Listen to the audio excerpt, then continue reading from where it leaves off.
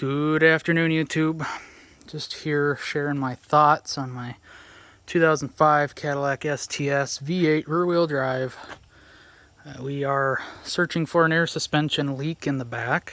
It's the only place there's air ride.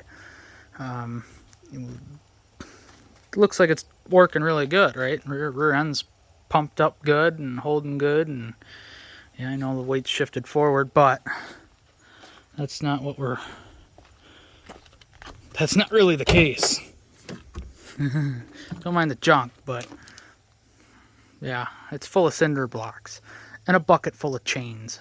And I mean chains, big heavy chains, big enough, standard, not the small stuff.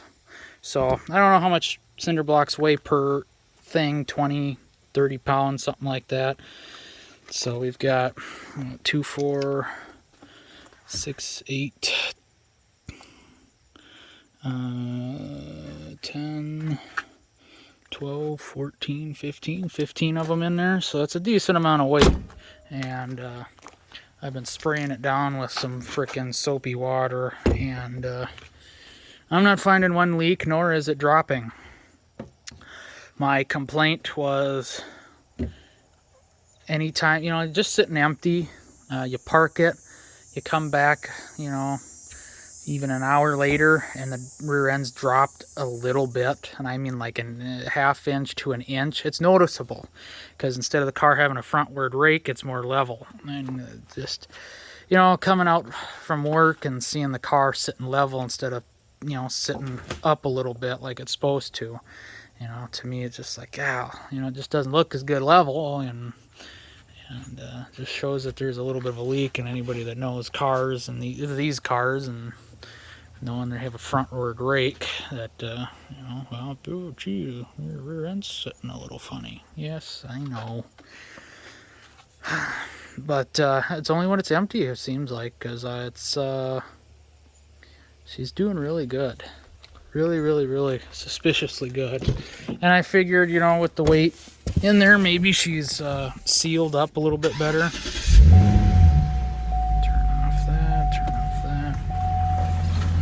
See if the air compressor kicks on. Obviously it's going to do its self-test, but how long will it run? Compressor's right here. Hear it click.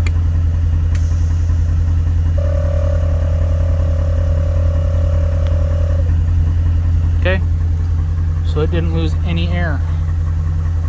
Sitting here for 10-15 minutes-ish. Well, I've been rolling around looking for leaks.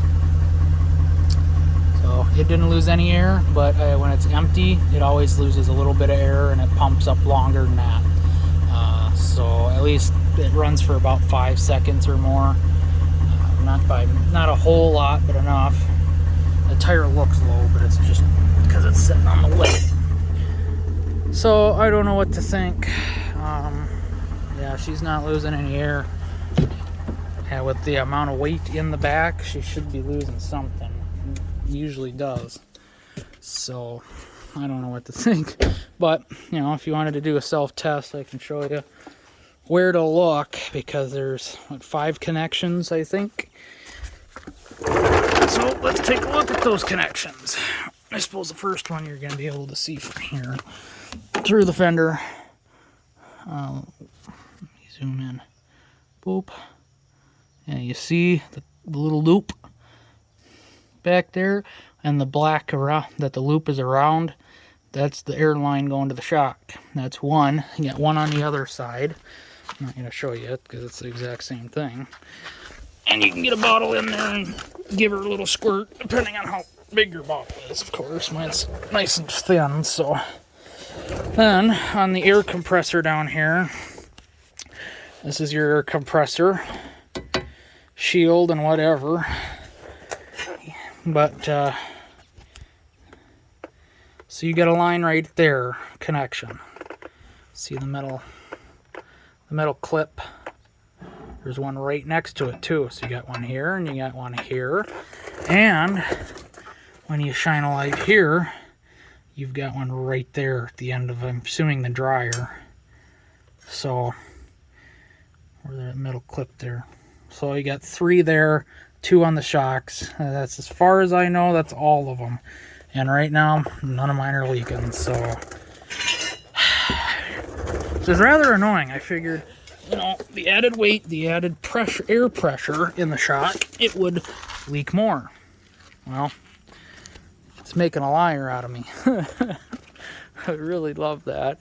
But, you know, and I'm hoping, that's a bit much to hope, really, but that when I pull it back off, pull the weight out and whatever, that, you know, now it's sealed up, you know, that added pressure maybe help push a connector back and an O-ring seal better. I don't know. So hopefully now it'll hold air better. I didn't have an issue for the first couple days after I put these shocks on. I've replaced these already.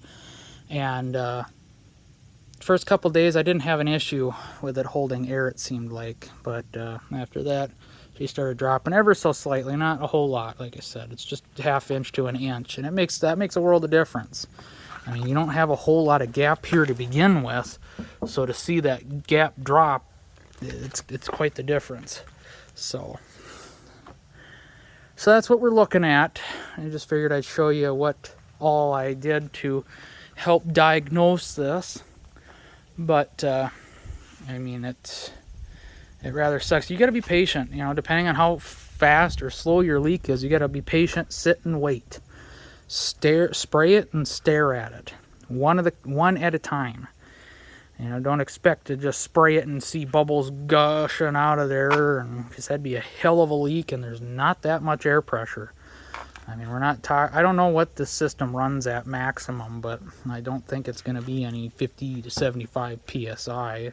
It's probably 20 to 30 tops. So they're not the most powerful airbags. They're not meant to be either. But yeah, so kind of want an I kind of want a receiver hitch on this thing, just so I could pull Dad's little utility trailer back and forth. You know, just so I don't have to get the truck out to frickin' do it. You know, but this thing with all the weight in the back, I don't know how much weight it is. I don't know what they weigh. I've actually got a scale. I could probably figure it out. Scale out here in the shed. But yeah, let me grab a scale. Okay, so they're sitting at about 30 to 35 pounds, which is kind of surprising, actually. This is just using my fingertips to hold it. And pushing down on it, 35 pounds for a standard size one. I've got a couple that are a little bit bigger and a little bit smaller, just because they are. This one's pretty decent size. This one that's probably got to be about that 40 pound-ish, 50 pound, just because it's added size. Ouch. Let's put this guy on there. Wow. Doing that one-handed, eh? Ooh, how am I going to get that down? Oh, it wants to slide down my shorts. Ouch. Okay, here we go.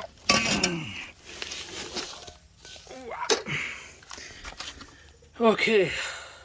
Yeah, right. It's not 70. Either that or I've gained a lot more muscle than I thought I have. Wow.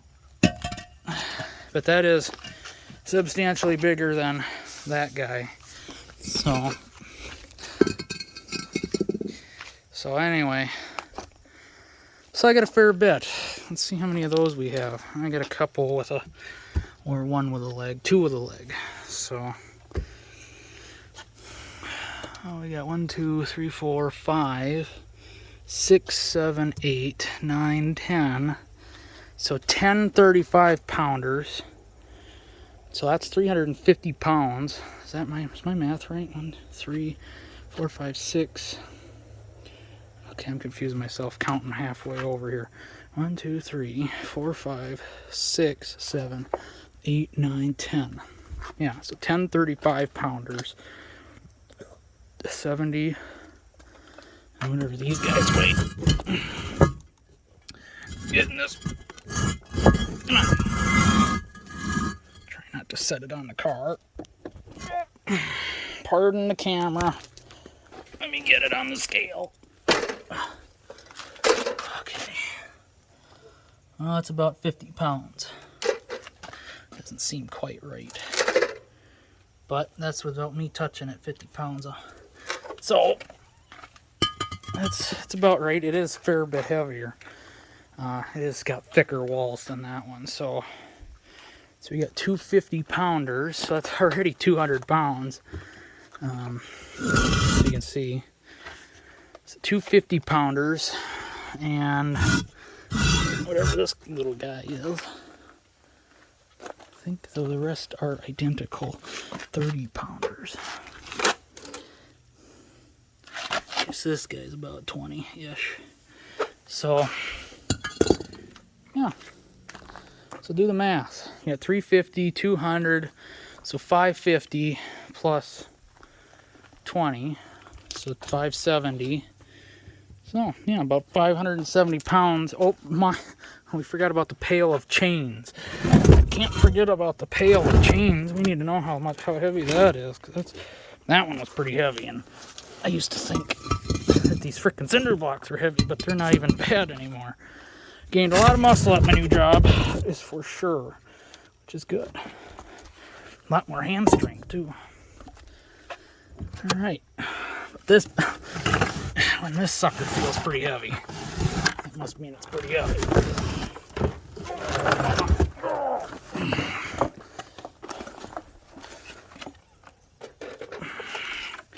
Oh, you freaking sack of shit. Whoops, don't crack that. Yeah, it's about 70 pounds. So it's the same thing as that. It's about, I suppose it's about right? Oh, yeah. Okay. Never mind. Take it back. That's about 70 pounds. So we're at 570 plus 70, so that's what, 640? So, plus we've got a couple, or one, with a back on it, where these ones are hollow through. I might have to redo my math. I get to have fun restacking all these behind the trailer. I made sure to pick ones without bugs and stuff. Oh. Ooh, because this guy's a little bit heavier. I have the back on it. Probably not by much. Probably enough.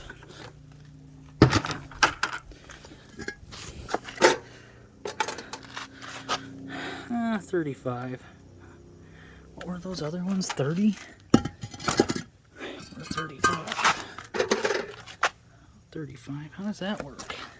This one's got the same sidewall thickness, but it's got a little more on its back. No, it's closer to 40. Okay, so I don't know how many of those I got. One. Just one. Looks like it. I don't know about this one. No, that one's hollow too. Okay, so yeah, that's hollow. Okay. So I add an extra 10 pounds, so that's 650 pounds in the back of the car. But that's really what I was shooting for, actually, without even weighing all that stuff out ahead of time. I wanted to be like 3 full-grown adults in the back. So we pretty well got that on point, which I'm very happy about that.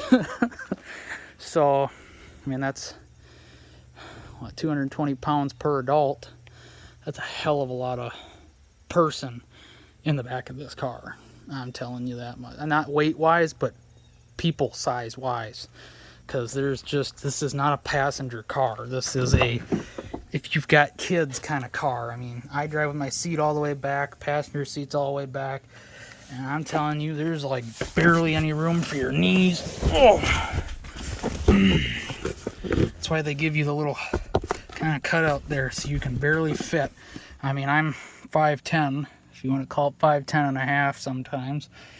Yeah, she's a little on the sug side, for sure. I'm trying to get your feet out. Get out of there. So, I mean, granted, you fit pretty well everywhere else. It's just the leg room is very much lacking, and hip room for 3 250-pound people. I don't care how you split it up, it's... Holy shit. Oh.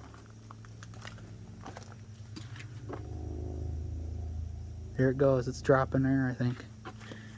On purpose. Yep. There it goes. I don't like that it can do that. I really wish it would wait until I pull all the weight out before it does that. I heard it click. And the back end dropped a bit. You turd. I knew it would do that though. You know, it won't pump up when nobody's in, when the car's not running, but it'll empty.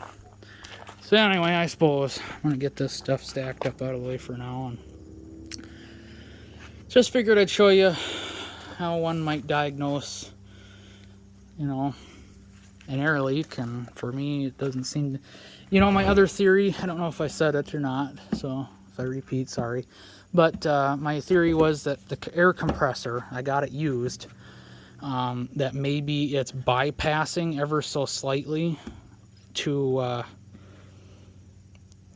where something that should be sealing isn't, and it's just letting a little bit of air out, and that maybe that added air pressure helped push that seal, you know, pushed it closed to make that seal inside the compressor. Now that I think about it, it's actually a really good freaking theory, that maybe under a light load, you know, just a car, nobody, and nothing in the trunk, that it just doesn't have quite the seal and the pressure that it needs to make that seal anymore. That's a good theory, actually. I really like that. But whether it's true or not, I don't know. One would have to replace the compressor, and at that point you're messing with those 3 air lines back there, and well, maybe 2 of them, I don't know, maybe one of them you didn't even have to mess with. But either way, you're messing with those seals, and you got to look at them again anyway. So, but I just figured I'd check because I'm in the mood of getting stuff done. And I guess just for an update, I had pulled the front wheels off and pulled the brake cradles off because they rattle like that going down the road, and it sounds like the struts are bad. So I originally replaced the struts, but then when I was in there doing the struts, I'm like, brake calipers rattling around very, very easily. So when we did the struts and I went for a test drive, they were just the same exact rattle going up and down the drive. I was like, son of a bitch. Hit the brake and it disappeared. No! I haven't done the front calipers. Not that I should have to, because it's not the caliper, it's the guide pin slopping inside the cradle, allowing the brake caliper to move around. And granted, these brake calipers and cradles, they're aluminum and they weigh like nothing. So for them to be rattling around like they are is kind of surprising. I don't know. So I ordered a new set of cradles and pins from O'Reilly's. I went to the store to pick them up today and put the new pin inside the new cradle, or reman cradle, whatever it is. And they had just as much slop, if not a little bit more, than what these have. Now granted, they didn't have grease on them, but still, they were very sloppy and clanky and rattly, and I was like, this is not going to fix my issue. This is probably going to make it worse. So I said, I'm not taking them. Brought the old ones back home, cleaned the pins up. They weren't the most greased up things in the world, and I think that's because when I put new pads and rotors on, I had anticipated at some point in the near future of doing the front calipers, because I had to do the rear ones when I did pads, because the piston, when you push the piston in all the way, there was too much rust or corrosion built up behind the piston that it locked up, and probably warped the rear rotors. I mean, it was like straight up, you know, your classic scenario of a locked up caliper on both sides. So that was annoying. So they got new calipers, cradles, pads and rotors back there now. And then on the front, I left it alone because I pushed the pistons in for the pads and rotors and everything was perfectly fine. There was no issue. And I've left it ever since. And I haven't had an issue until the pads have been wearing down. because with the new pads, there's less room for it to wiggle. But now that the pads are almost half gone already, because I've been very rough on them, there's plenty of room for the caliper to wobble. And it's very interesting because in all my brake jobs I've ever done, I've never had so much slop in the caliper at all whatsoever. I mean, to the point where I can spin that wheel and it'll just freewheel. There's no resistance of the brake pads. It just free spins. So the caliper is not having that slight amount of tension to kind of hold the rotor ever so slightly. I don't know if you've ever done brakes. I don't know. I'm sure there's people that are going to be, I've always had that. I've never had my brake pads freaking grip the road. I'm not talking about like full lockup. I'm like talking just enough to where you can spin it and it'll go, you know. But this just freewheels front on both sides. So I've never had that before, and I'm very happy to have it because that's less rolling resistance. But at the same time, that allows the caliper to have that slop and rattle and clank and whatever else. So I made sure to extra grease those pins, or not extra grease, I just lathered them down. I should have extra grease them, pack that frickin' thing full. Maybe that would be a lot less clanky, but at the same time, it's a hell of a mess. And you know, it can only fit so much grease in there, and the pins won't have as much travel room, and it'll be pushing grease out or something dumb. But, you know, I don't know what to think. I really am kind of nervous about the idea of getting new calipers for it and then having more rolling resistance. If the pad, you know, I don't know what this car was supposed to have. If it's supposed to work the way it's working now with a freewheel instead of some resistance.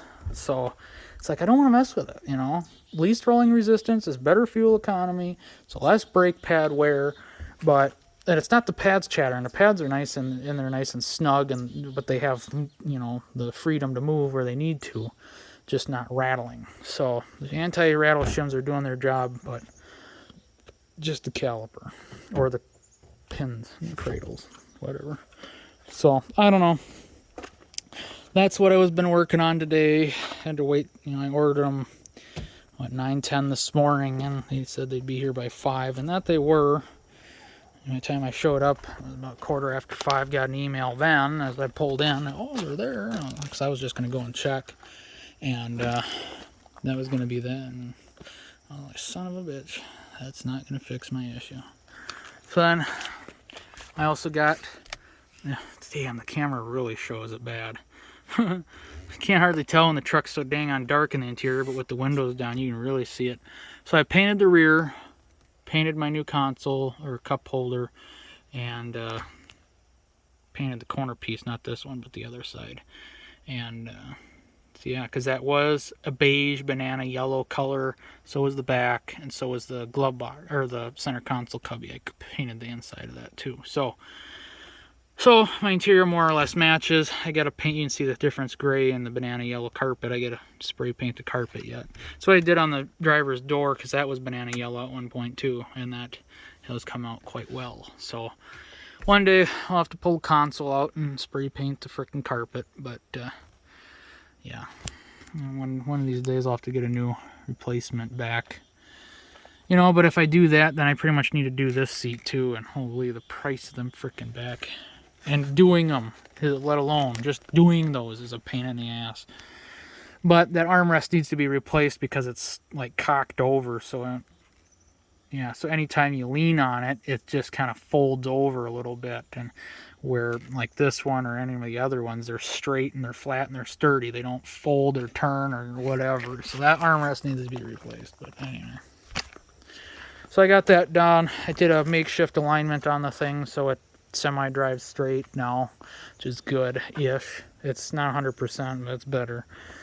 Without the little slidey plates you put underneath the tires, it's hard to get an accurate reading without adjusting, measuring, and then driving it forwards and back a couple times to get the tires, you know, reacclimated, and then check it, measure it, and all that. I'll have to order a set of them things because maybe that'd come in handy, especially at work. I mean, I gotta align vehicles at work, and we have the system we have at work is just an absolute frickin' joke. I absolutely hate it.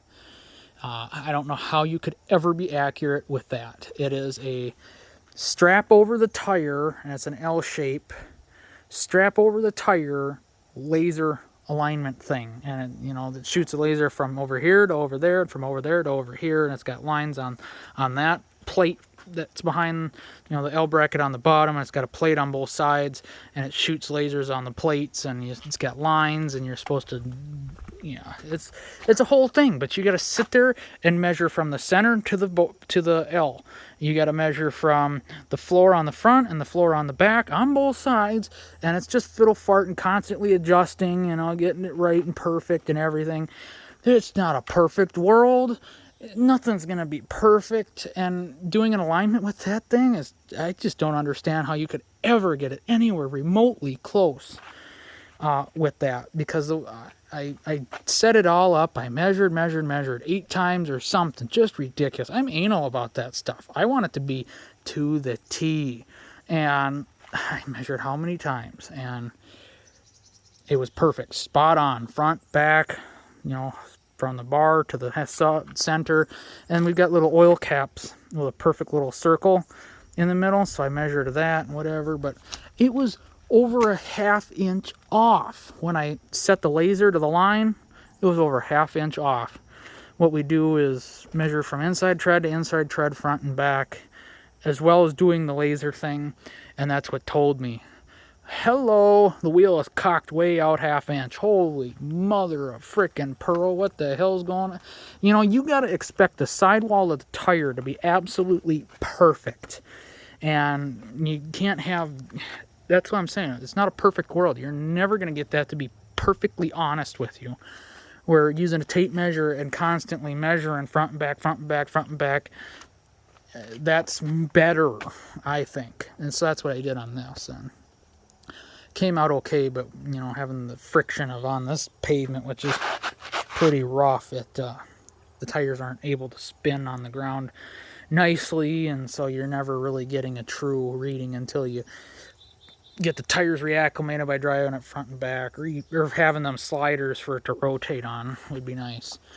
But got it close enough for now. It's a hell of a lot better than it was. Not that it matters, the tires are junk anyway, but I'm getting cut pretty good from the way I had it.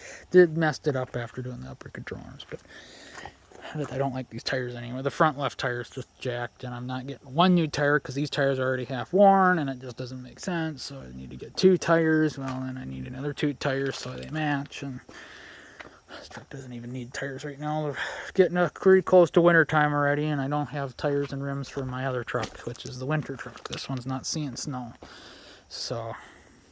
And neither is this. So I want to, you know, I'm doing as much as I can with them during the summertime, and hopefully before the snow flies, I'll have this thing in the body shop, getting some dings, dents, and whatever fixed up, because we've got, I probably keep showing it, but I got bubbles popping up back here. It's hard to see with the dust, but there's plenty of bubbles popping over here. And there's little mini ones popping up underneath the gas door. So I want to have this all touched up inside and out. Same thing over here. Make sure this side's good to go. Not going to have an issue. Bumper off, whatever they got to do. And just getting some of these damn door dings popped out. God bless it. You know, especially one right on the frickin' body line. It bugs me looking at it. But just getting that kind of stuff popped out, and making her pretty well clean and straight would be great. And then having them maybe, if they can, bend this door back to where it's supposed to be and not sticking out, causing massive amounts of wind noise. And I don't know if they're going to be able to do anything about that besides Bondo, which I don't want to do. But have some touch-up done. They're probably just going to want to repaint the whole damn thing at that point and get pinstripe done. I don't know. We'll see. I'm not made of money, but I'm sure it'd be nice to get this thing straight for summertime next year, ready to go for, you know, so. But this thing needs so much work. It's not getting anything more cosmetic exterior-wise, because this is just getting stupid. And the rear end practically needs to be rebuilt, or replaced with a good used unit. I think the pinion bearing's going out from the howling noise I'm getting. That only gets better and better. So, you know, and the locker doesn't work. A new locker for even an OEM locker is $1,000 to $1,200. You know, and if you want to go with a nice locker where you can really have some frickin' fun with it, and you know, you're talking $1,300 just for the locker. That's not including the labor to put it in and the, you know, all the time they're going to spend inside there, which I don't know. I can get a quote, but I just know, I know a nice 120,000 mile used unit that's going to be $350, $400. You know, that's a hell of a lot better. I can swap it myself, where I just don't have the tools nor the patience to really, because like I said, I'm anal with my measurements. So if I get the tools and I'm checking for backlash, it's going to be mint and it's going to be perfect. And it's just going to be real difficult to leave it alone. Just a little bit more. No, it's too much. Oh no, it crushed the washer, whatever the hell you got to do back there. Oh no, too much.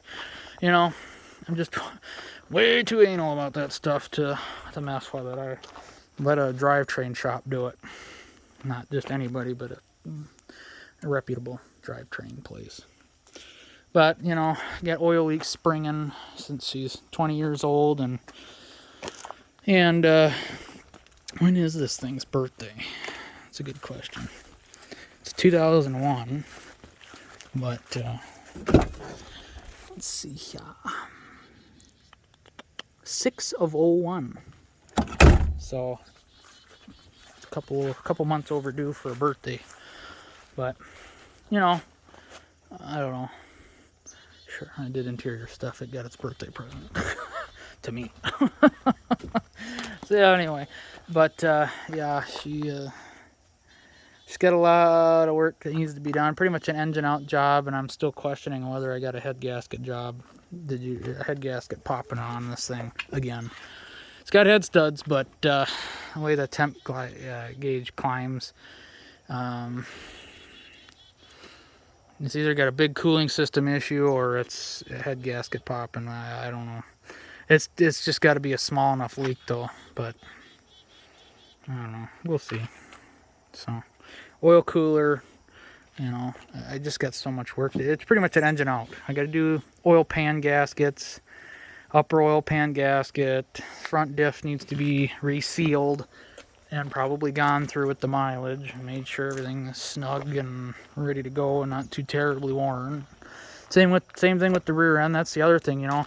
Even if they did the bearing, and you still got 280,000 on the thing, and I haven't been nice to it. That's for sure. So, you know, I just. You know, you got to throw in other parts. Well, next thing you know, you got labor and $1,000 to $1,300 locker, and then the other parts, which are $300 to $400 and whatever. Oh lordy, I mean the price just skyrockets. So I think that's where I just go with a used unit and hope for the best. So, and then I want to do Y bridge and all this other stuff, and oh my gosh, the price, it just never ends.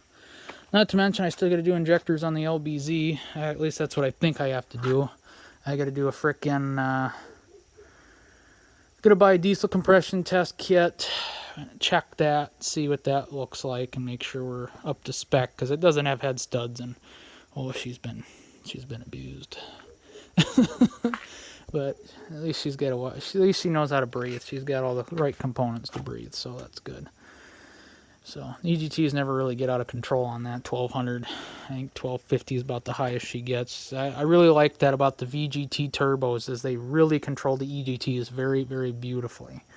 So, this thing does a good job too, but the tune's a little hot. I will say that it does get out of control for what the turbo can do, but at the same time, I think a Y bridge might help that. So.